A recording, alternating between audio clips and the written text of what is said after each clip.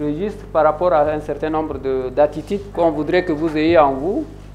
Comment gérer les informations publiées concernant votre institution ou votre personne.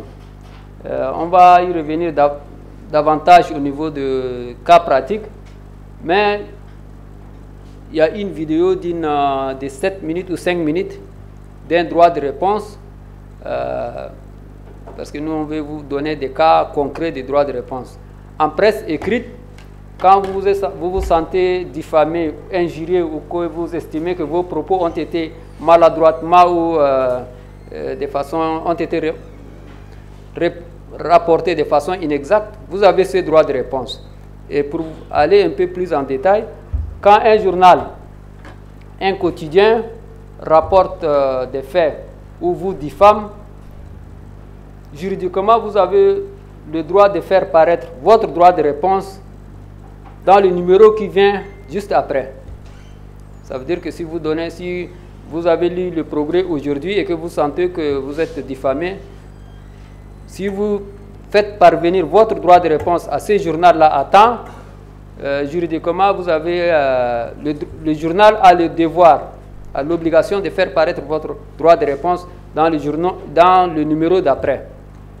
Et une autre précision assez importante également, le droit de réponse doit également paraître normalement avec le même caractère et dans le même emplacement.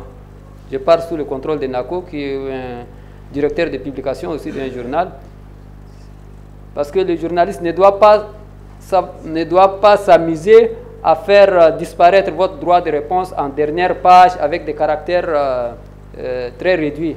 Non, juridiquement, le journal a l'obligation de faire paraître votre droit de réponse dans l'édition, dans le numéro prochain, avec le même caractère et dans le même emplacement. Ça, c'est une nuance qu'il faut savoir.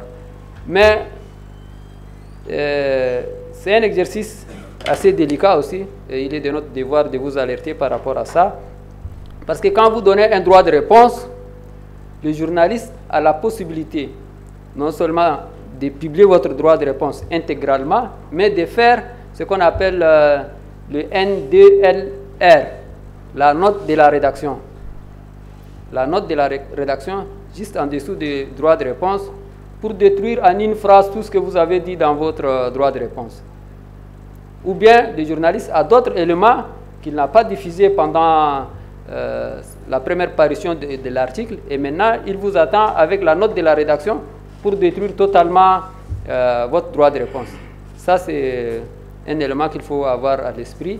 Et par expérience, parce que moi j'ai servi pendant longtemps comme attaché de presse ou chef de service presse dans des cabinets des hommes politiques sur lesquels on écrit beaucoup. J'ai été l'attaché de presse du président de l'Assemblée nationale, Nassour Guelendouxia, pendant 4 ans, et puis du président de l'Assemblée nationale, Dr Haroun Kabadi, aussi pendant 5 ans. Donc, quand vous êtes dans des cabinets politiques où les hommes politiques sont effectivement objets de curiosité, objets de critiques, si vous passez votre temps à répondre à toutes les critiques qui se disent sur vous, je pense que vos services de presse vont être submergés et ils n'auront rien d'autre à faire qu'à préparer des droits de réponse. Donc, il faut user de ces droits-là avec un peu d'intelligence. Si ce n'est pas forcément nécessaire, ne vous hasardez pas à faire des droits de réponse. Sur ce plan, je vais vous donner